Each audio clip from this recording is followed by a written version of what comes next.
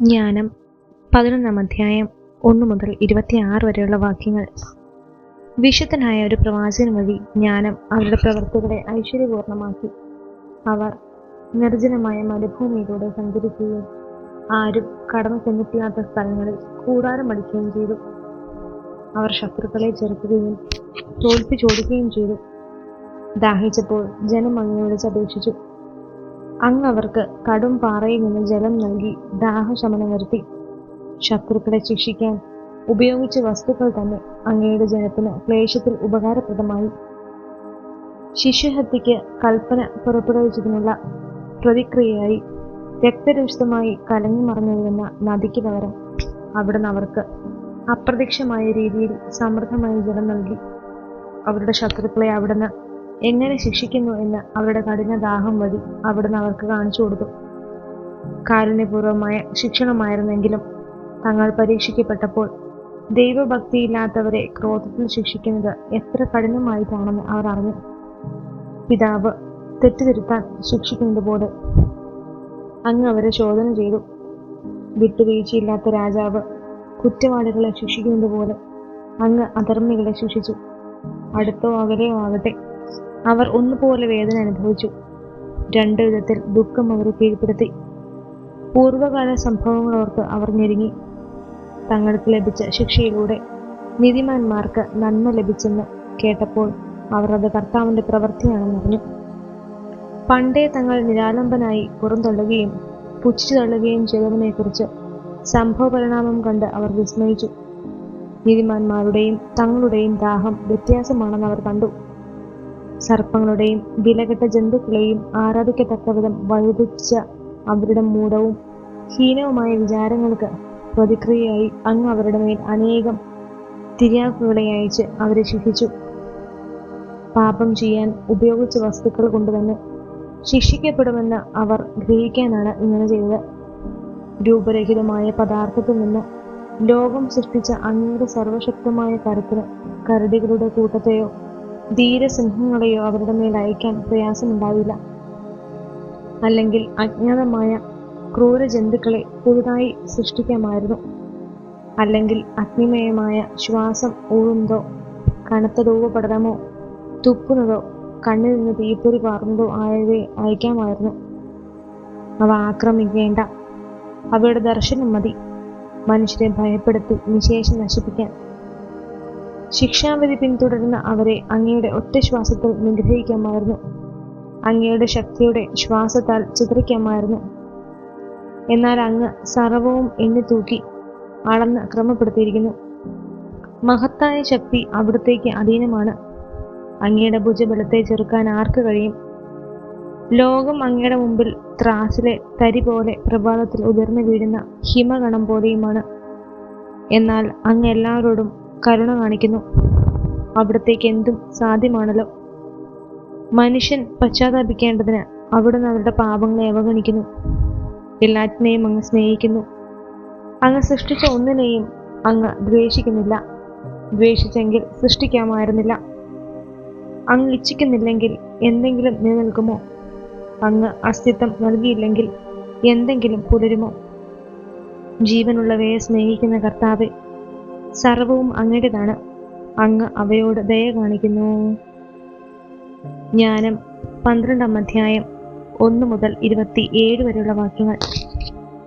കർത്താവെ, സകലത്തിലും അങ്ങയുടെ അക്ഷമയായ ചൈതന്യത്തെ കുടികൊള്ളുന്നു.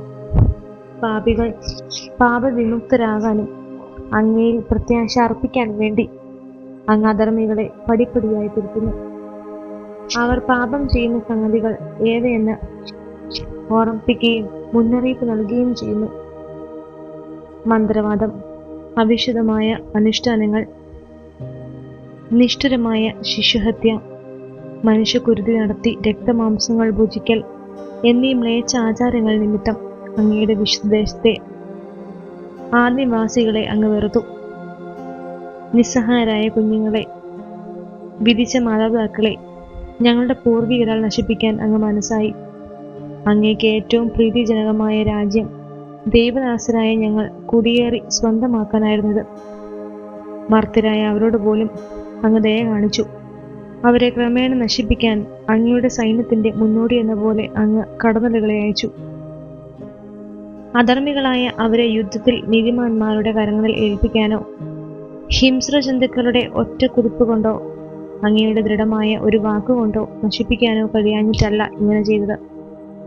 അവരുടെ ജനനം തിന്മയിലാണെന്നും ദുഷ്ടത അവർക്ക് ജന്മസിദ്ധമെന്നും അവരുടെ ചിന്താഗതിക്ക് മാറ്റമില്ലെന്നും അങ്ങ് അറിഞ്ഞിട്ടും അവരെ പടിപ്പടിയായി ശിക്ഷിച്ച് അനുദപിക്കാൻ അങ്ങ് അവർക്ക് അവസരം നൽകി. അവർ ജന്മനാ ശപിക്കപ്പെട്ട വംശമാണ്. അവരുടെ പാപങ്ങൾക്ക് ശിക്ഷ നൽകരുതെന്ന് അങ്ങ് ആരെയെങ്കിലും ഭയപ്പെട്ടിട്ടില്ല. നീ എന്താണ് ചെയ്തതെന്ന് ആര് ചോദിക്കും? അങ്ങയുടെ വിധി ആര് തടയും? അങ്ങ് സൃഷ്ടിച്ച ജനതകളെ നശിപ്പിച്ചാൽ ആരങ്ങയെ കുറ്റപ്പെടുത്തും? അധർമ്മികൾക്ക് വേണ്ടി വാദിക്കാൻ ആരങ്ങയുടെ മുമ്പിൽ വരും? കൂടാതെ അങ്ങല്ലാതെ എല്ലാവരോടും കരുണ കാണിക്കുന്ന മറ്റൊരു ദൈവമില്ല.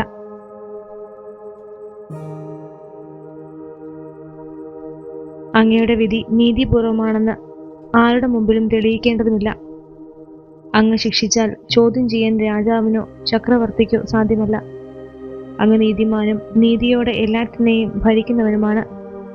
അർഹിക്കാത്തവനെ ശിക്ഷിക്കുക അങ്ങയുടെ മഹത്വത്തിന് ഉചിതമല്ലെന്ന് അങ്ങ് അറിയുന്നു. അങ്ങയുടെ ശക്തി നീതിയുടെ ഉറവിടമാണ്. എല്ലാറ്റിൻ്റെയും മേൽ അവിടത്തേക്കുള്ള പരമാധികാരം എല്ലാറ്റിനോടും ദയ കാണിക്കാൻ കാരണമാകുന്നു. അങ്ങയുടെ അധികാരത്തിന്റെ പൂർണ്ണതയെ സംശയിക്കുന്നവർക്ക് അങ്ങ് അങ്ങയുടെ ശക്തി അനുഭവപ്പെടുത്തി കൊടുക്കുന്നു. അറിഞ്ഞിട്ടും ഗർവ് ഭാവിക്കുന്നവരെ ശാസിക്കുകയും ചെയ്യുന്നു. സർവശക്തനായ അങ്ങ് മൃദുലമായ ശിക്ഷ നൽകുന്നു. വലിയ സഹിഷ്ണുതയോടെ ഞങ്ങളെ ഭരിക്കുന്നു. യഥേഷ്ടം പ്രവർത്തിക്കാൻ അങ്ങേക്ക് അധികാരമുണ്ടല്ലോ. നീതിമാൻ ദയാലുവായിരിക്കണമെന്ന ഇത്തരം പ്രവൃത്തികൾ കൊണ്ട് അങ്ങ് സ്വജനത്തെ പഠിപ്പിച്ചു. അവിടുന്ന് പാപത്തെക്കുറിച്ച് അനുതാപം നൽകി. അവിടുത്തെ മക്കളെ പ്രത്യാശ കൊണ്ട് നിറച്ചു. അങ്ങയുടെ ദാസരുടെ ശത്രുക്കൾക്കും മരണാർഹർക്കും ദുഷ്ട വിട്ടഴകാൻ സമയവും സന്ദർഭവും നൽകി. ഇത്ര വലിയ സൂക്ഷ്മതയോടും കാരുണ്യത്തോടും കൂടെയാണ് അങ്ങ് അവരെ ശിക്ഷിച്ചതെങ്കിൽ ഉത്തമ വാഗ്ദാനങ്ങൾ നിറഞ്ഞ ഉടമ്പടി അങ്ങ് നൽകിയ പിതാക്കന്മാരുടെ മക്കളായ അങ്ങയുടെ പുത്രരെ എത്രയധികം ശ്രദ്ധയോടെയാണ് അങ്ങ് വിധിച്ചത്. ഞങ്ങൾ വിധിക്കുമ്പോൾ ഞങ്ങൾ അങ്ങയുടെ ദയ ഓർക്കാനും വിധിക്കപ്പെടുമ്പോൾ ദയ പ്രതീക്ഷിക്കാനും വേണ്ടിയാണ് അങ്ങ് ഞങ്ങളെ തിരുത്തുമ്പോൾ ഞങ്ങളുടെ ശത്രുക്കൾക്ക് 10,000 ഇരട്ടി പ്രഹരം നൽകുന്നത്. അധർമ്മികൾ തെറ്റായ ജീവിതം നയിച്ചു. അവരുടെ മ്ലേച്ഛതകൾ കൊണ്ടുതന്നെ അവിടുന്ന് അവരെ പീഡിപ്പിച്ചു. അതിനിന്യമായ ജന്തുക്കളെ പോലും ദൈവങ്ങളായി ആരാധിച്ച് അവർ തെറ്റായ പാതയിൽ ബഹുദൂരം സഞ്ചരിച്ചു. ബുദ്ധിഹീനരായ ശിശുക്കളെ പോലെ അവർ വഞ്ചിക്കപ്പെട്ടു. ഭോഷരായ കുട്ടികളെ എന്ന പോലെ വിധിന്യായത്തിൽ അങ്ങ് അവരെ പരിഹസിച്ചു. ലഘുശിക്ഷകളുടെ താക്കീത് ഗൗനിക്കാത്തവർ ദൈവം നൽകുന്ന അർഹമായ ശിക്ഷ അനുഭവിക്കും. ദേവന്മാർ എന്ന തങ്ങൾ കരുതിവയിലൂടെ തന്നെ തങ്ങൾ ശിക്ഷിക്കപ്പെട്ടപ്പോൾ ആയാതനയിൽ അവർക്ക് അവയുടെ നേരെ കോപം തോന്നി. തങ്ങൾ അറിയാൻ കൂട്ടാക്കാത്ത അവിടുന്നാണ് സത്യദൈവമെന്ന് അവർ മനസ്സിലാക്കുകയും അംഗീകരിക്കുകയും ചെയ്തു. അതിനാൽ ഏറ്റവും വലിയ ശിക്ഷാവിധി അവർക്ക് ലഭിച്ചു.